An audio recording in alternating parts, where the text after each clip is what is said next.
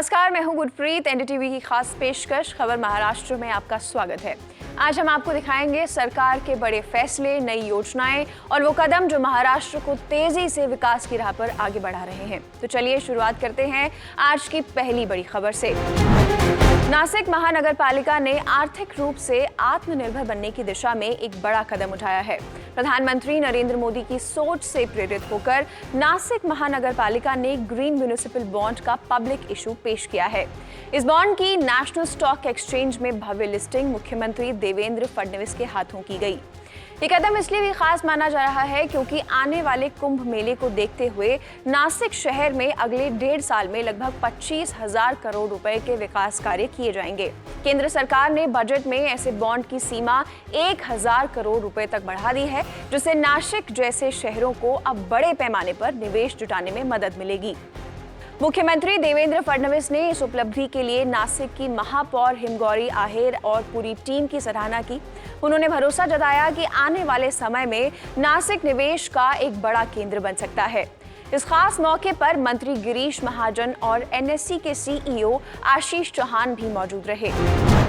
अब बात पुणे से जुड़े एक बड़े इंफ्रास्ट्रक्चर प्रोजेक्ट की। सावित्रीबाई फुले पुणे विश्वविद्यालय चौक पर बने आधुनिक 2 मंजिला फ्लाईओवर का उद्घाटन मुख्यमंत्री फडणवीस ने वीडियो कॉन्फ्रेंसिंग के जरिए किया।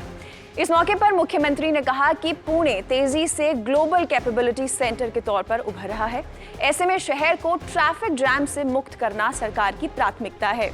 उप मुख्यमंत्री सुनेत्रा पवार ने कहा कि आधुनिक तकनीक से बने इस फ्लाईओवर से गणेश खिंड रोड, औंध और बाणेर इलाके की ट्रैफिक व्यवस्था काफी बेहतर हो जाएगी। इस फ्लाईओवर की खास बात यह है कि इसके ऊपरी हिस्से पर मेट्रो और नीचे सड़क यातायात की व्यवस्था की गई है। इससे पुणे के पब्लिक ट्रांसपोर्ट सिस्टम को नई मजबूती मिलेगी। सरकार पुणे को एक बड़े ग्रोथ हब के तौर पर विकसित कर रही है और इस फ्लाईओवर को इसी दिशा में एक अहम कदम माना जा रहा है। अब बात स्वास्थ्य सेवा से जुड़े एक खास अभियान की। शिवसेना प्रमुख बाला साहेब ठाकरे की जन्म शताब्दी के मौके पर महाराष्ट्र सरकार ने आरोग्य आपके द्वार नाम से एक विशेष पहल शुरू की है। इस पहल का मकसद स्वास्थ्य सेवाओं को सीधे लोगों के घर तक पहुंचाना है। उप मुख्यमंत्री एकनाथ शिंदे ने कहा कि सरकार का उद्देश्य है कि हर नागरिक को आसानी से इलाज और स्वास्थ्य सुविधाएं मिलें। इस अवसर पर स्वास्थ्य क्षेत्र में सराहनीय काम करने वाली महिला डॉक्टरों और नर्सों का भी सम्मान किया गया। अब बात पर्यावरण और हरित विकास से जुड़ी एक अहम पहल की। मुंबई में वृक्ष वर्धन दूसरी अंतर्राष्ट्रीय आर्बोरिकल्चर कॉन्फ्रेंस 2026 का आयोजन किया गया। इस मौके पर मुख्यमंत्री देवेंद्र फडणवीस ने कहा कि अभी महाराष्ट्र के करीब 23% हिस्से में पेड़ और जंगल हैं, जिसे बढ़ाकर 33% करने का लक्ष्य है।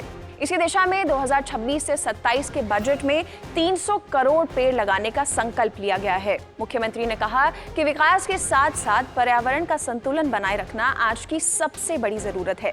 आधुनिक तकनीक और आर्बोरिकल्चर की मदद से पेड़ों की देखभाल और बेहतर तरीके से की जा सकेगी। अब बात डिफेंस और टेक्नोलॉजी से जुड़ी एक बड़ी पहल की। नागपुर के मिहान क्षेत्र में solar defence and aerospace limited की रोबोटिक्स और यूएवी मैन्युफैक्चरिंग फैसिलिटी का भूमि पूजन किया गया।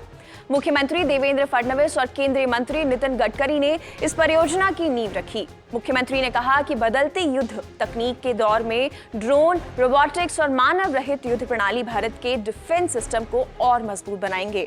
देश के जो सारी हमारी सामरिक सज्जता है उसमें इसके माध्यम से एक बहुत बड़ा फायदा मिलेगा, क्योंकि हम लोग देख रहे हैं कि अब युद्ध ये केवल तकनीक के आधार पर लड़ा जाता है और तकनीक में भी अभी एडवांस मैन्युफैक्चरिंग और डीप टेक का उपयोग होता है, एआई का उपयोग होता है। वो सारी चीजें पहली बार यहाँ पर नागपुर में हो रही है। ये केवल नागपुर के लिए नहीं, पूरे देश के लिए बहुत फख्र की बात है। महाराष्ट्र सरकार ने डिफेंस और एरोस्पेस सेक्टर के लिए खास नीति बनाई है और मिहान में ऐसे प्रोजेक्ट से अब तक करीब 1,20,000 युवाओं को रोजगार के अवसर मिल चुके हैं। मुख्यमंत्री ने कहा कि आर्टिफिशियल इंटेलिजेंस और क्वांटम कंप्यूटिंग के दौर में भारत टेक्नोलॉजी और डिफेंस दोनों क्षेत्रों में आत्मनिर्भर बनने की दिशा में तेजी से आगे बढ़ रहा है और नागपुर इस बदलाव का महत्वपूर्ण केंद्र बन रहा है।